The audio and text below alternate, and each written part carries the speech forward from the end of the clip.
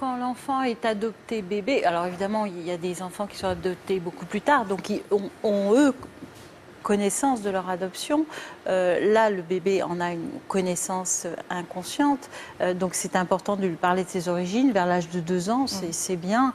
C'est important de lui dire avec des mots très simples, lui expliquer le processus, lui expliquer qu'il est né dans le ventre d'une autre maman, mais qu'on l'aime autant que si on l'avait porté dans son propre ventre. Et expliquer aussi le désir qu'on avait de cet enfant. Le fait qu'il ait été attendu aussi par toute la famille. Donc ça, c'est vraiment important de dire, et vos enfants en parlent très bien, ils l'attendaient aussi autant que vous. Donc c'est vraiment un désir porté par l'ensemble de la famille.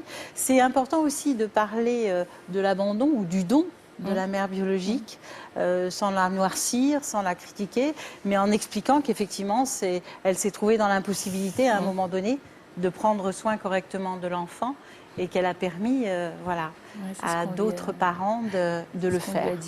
C'est important d'en parler. C'est souvent difficile parce que c'est un sujet qui est difficile à aborder, mais c'est important de le faire. Certains parents ont du mal quand même à l'aborder. C'est important de le faire pour pas que ce soit un sujet tabou pour l'enfant par la suite. C'est important que l'enfant puisse poser des questions aux parents adoptants, qui n'aient pas ce recul ou cette réserve qui ferait qu'à un moment donné, il aurait peur de faire de la peine à ses parents adoptants, mais qu'il puisse en parler librement pour poser des questions et puis faire son chemin lui-même avec cette double identité. Et dans son cas, quelle était l'histoire de ses parents? On ne sait pas, on ne saura pas. Non, elle a été déposée, elle avait un jour, on ne saura pas. Donc, mais c'est vrai qu'elle sait, on lui a dit, elle sait comment elle s'appelait avant. Elle le sait, donc des fois elle nous le dit avant. Oui, c'est avant quand je m'appelais Tissam, elle nous le dit encore. Et pourquoi vous ne lui avez pas laissé son prénom d'origine?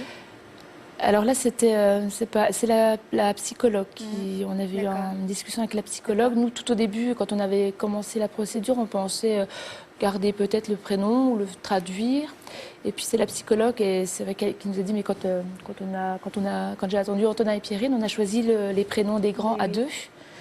Et voilà, on a fait pareil. Donc, elle s'appelle Maëline Sam. On lui a laissé son deuxième prénom. Et c'est très bien, parce que c'est une manière aussi de l'intégrer à sa famille. Oui. Sinon, garder le prénom, c'est quelque part une manière de ne pas assumer forcément le geste de l'adoption. Donc, c'est important de le faire. Et ça facilite aussi son identification à votre famille, à sa famille. Donc c'est vraiment important comme démarche. Et effectivement, le fait de garder cette partie-là, ce prénom-là, ça appartient à son histoire, ça la regarde elle.